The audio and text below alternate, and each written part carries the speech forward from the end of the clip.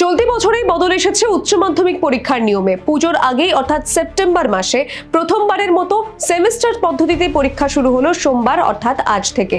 পরবর্তী সেমিস্টার আগামী বছরের মার্চ মাসে এবং এই দুই সেমিস্টারের প্রাপ্ত নম্বর যোগ করে তবেই চূড়ান্ত ফলাফল প্রকাশিত হবে।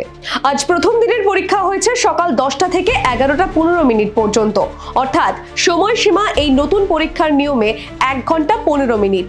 এই প্রথম স্কুলের পরীক্ষার্থীরা ওয়েমার শিটে পরীক্ষা দিয়েছে। স্কুলের পরীক্ষায় এই প্রথমবার ওয়েমার শিটের ব্যবহার। বাংলা, হিন্দি, ইংরেজি এবং অলচিকি ভাষায় প্রশ্নপত্র তৈরি হয়েছে। রাজ্য জুড়ে মোট 2106টি কেন্দ্রের মধ্যে মাত্র 122টি কেন্দ্রকে স্পর্শকাতর বলে চিহ্নিত করা হয়েছিল। এবছরে মোট উচ্চ মাধ্যমিক পরীক্ষার্থীর সংখ্যা 6,60,000।